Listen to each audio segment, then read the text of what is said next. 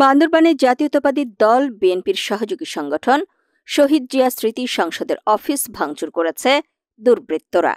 ১৪ জুলাই দিবাগত রাতে আর্মিপাড়া এলাকায় এ ঘটনা ঘটে। বিএনপি নেতারা জানান, বান্দরবান সদরের পৌরসভার ৭ নম্বর ওয়ার্ডে আর্মিপাড়া এলাকায় শহীদ জিয়া অফিসের দরজা, টেবিল, চেয়ার, অফিসের টেলিভিশন সহ গুরুত্বপূর্ণ আসবাব ভাঙচুর করেছে দুর্বৃত্তরা। অফিসের সাইনবোর্ড, দলের শীর্ষ নেতাদের ছবিও ভাঙচুর করা হয়। খবর পেয়ে পুলিশের ঊর্ধ্বতন কর্মকর্তা সহ বিএনপির সিনিয়র নেতারা ঘটনাস্থল পরিদর্শন করেন এবং শহীদ জিয়া স্মৃতি সংসদের বিভিন্ন জিনিসপত্র ভাঙচুর অবস্থায় ছড়িয়ে ছিটিয়ে পড়ে থাকতে দেখেন।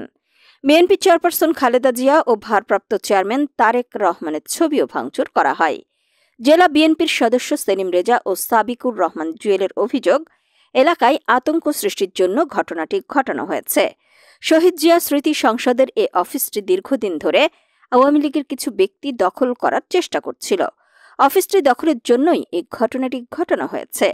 কয়েক সপ্তাহ ধরে এলাকায় আওয়ামী লীগের কয়েকজন সিনিয়র নেতা, কয়েকজন আওয়ামী লীগের ব্যবসায়ী সংগঠিত হওয়ার অভিযোগ শোনা যায়।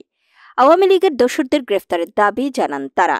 জেলা বিএনপির যুগ্ম আহ্বায়ক জসিমউদ্দিন তুষার বলেন, বিএনপির অফিস ভাঙচুরের ঘটনাটি দুঃখজনক।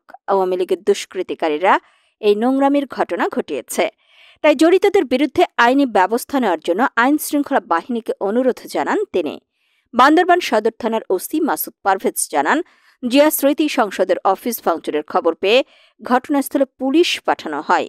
তদন্ত করে দোষীদের বিরুদ্ধে আইনি ব্যবস্থা নেওয়া হবে। কোনো প্রকার ছাড় দেওয়া হবে না।